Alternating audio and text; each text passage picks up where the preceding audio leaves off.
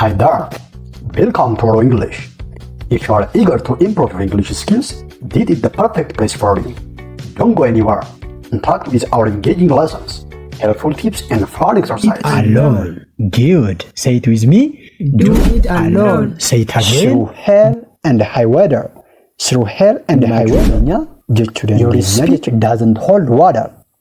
Your speech doesn't hold water.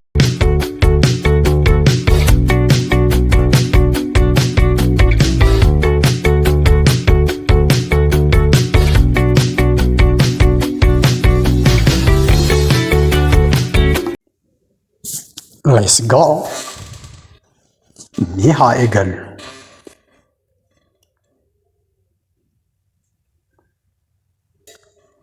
Kanas sanas nan barbaada.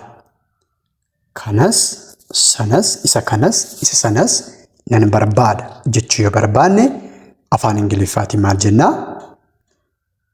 Kanas sanas nan barbaada. Lamaan isaayyuu nan barbaada jechuu yoo barbaanne afaan Ingiliffaatiin maal jennaa? Yes, maal jennaa?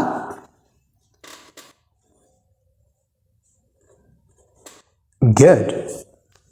I need both did and that. I need both did and that. I need both did and that.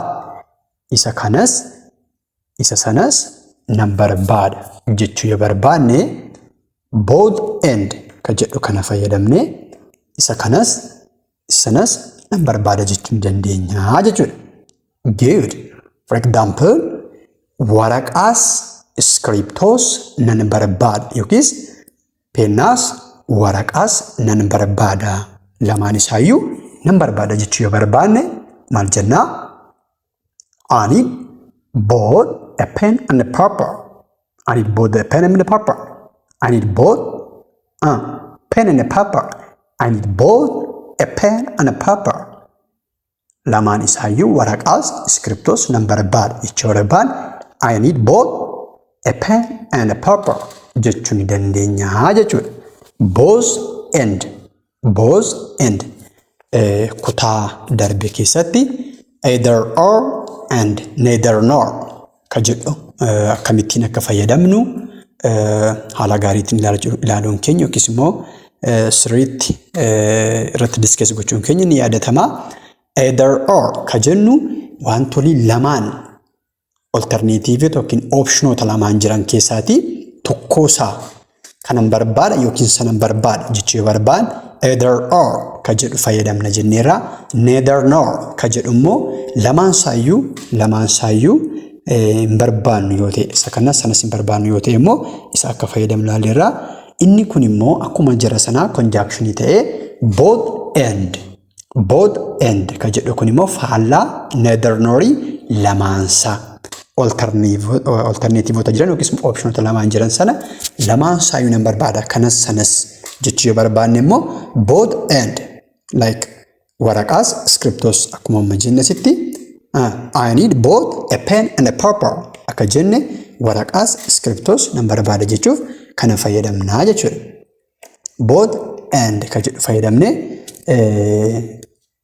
sentensii barbaanne yookiis immoo yaada barbaanne yaada keenya ibsachuu yookiis haasa'uu ni dandeenya jechuudha. Akkuma kana immoo akkuma both and ta'ee isa kana qofaayyuu miti kanallee nan barbaada. Isa kana qofaa miti kanallee nan barbaada jechuu yoo barbaanne immoo special conjunction ka biraa kan nuyi fayyadamnu jira. Inni immoo maal inni? Fakkeenyaaf waraqaa qofaa miti iskiriptoos nan barbaada. Waraqaa qofaayyuu miti yookiis kana qofaayyuu miti isa kanayyuu nan barbaada.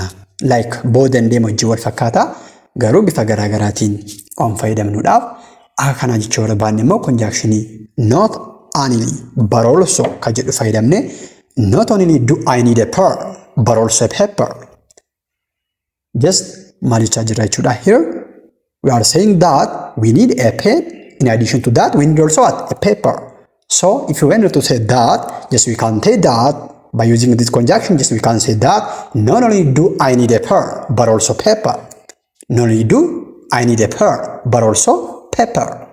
Lamaan saayyuu nan barbaada jechuu barbaanne garuu isa kana qofaayyuu isa kana qofaayyuu miti yookiin immoo kana qofa miti kanayyuu isa kanayyuu dabalataan nan barbaada jechuu barbaan not only did but also ka jedhu not only but also ka jedhu fayyadamne sentensii barbaadne construct gochuu dandeenya or yaada keenya ibsachuu ni dandeenya jechuudha.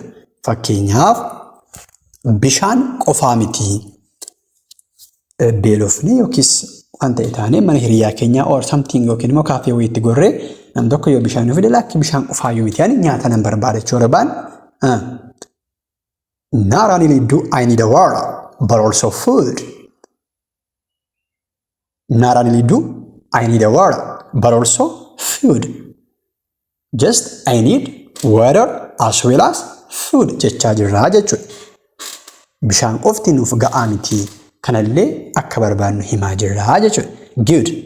Both and fi not only but also ka jedhu ilaallee jechuudha kanarraa keessatti immoo. Fakkeenyaaf burtukaanii qofa miti maangoos nan jaalladha. Burtukaanii qofaa miti yaani maangolli nan jaalladha jechuu yoo barbaad not only do I like orange but also mango. Not only do I like orange but also mango jechuu ni dandeenya jechuudha. Ani burtukaanii qofa miti maangolli nan jaalladha yookiis nan fedha jechuu barbaad you can say that not only do I like orange but also mango jechuu ni dandeenya jechuudha. Hojii manaasaa qofa fixe miti abbaasaallee hojii gargaariira. Just maal jechaa jirra jechuudha. Kana qofa miti kanallee hojjeteera. Kana qofa miti kanallee godheera. Just admire, appreciate gochaa jirra jechuudha. Ajaa'ibsiifachaa jirra jechuudha. Baay'ee akka inni hojjete himaa jirra jechuudha. So kana jechuu barbaan past isaa do ka jedhu sana did fayyadamne not only did he finish his homework but also he helped his father. Sorry for typing error here. Kun he da. Not only did he finish his homework, but also he helped his father. Shekana he jeda. Dogoggora barreeffamaati. Sorry. So not only did he finish his homework, but also he helped his father.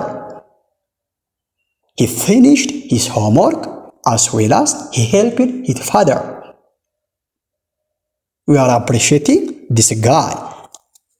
Mucaa kana ajaa'ibsiifachaa jirra jechuudha. Kanas hojjeteera, sanas hojjeteera. Hojii manaasaa qofa dalagee miti abbaa isaallee gargaarachuu dandeenya barbaanne kana jechuu ni dandeenya jechuudha. Good. Mee isin immoo baankii qofan deema miti gabaallee nan deema. Bakka kana lamaan saayuu deemuun qabaa baankiis gabaas yookiis buutikiis deemuu nan qabaa jechuu barbaanne baankii qofa miti gabaas nan deema yoo jenne maal akka jennu leave your answer in the comment section. Put your answer in the comment section. Deebii keessan komentii jala nuuf kaa'a. Akkuma kana immoo caalaa qofa miti boonaas nan adabaa. Caalaanis boonaanis adabamuu qabu. Caalaa qofa miti boonaas nan adaba jechuu yoo barbaanne afaan Ingiliffaatiin maal akka jennu deebii keessan komentii jala nuuf kaa'a. Thank you. See you again.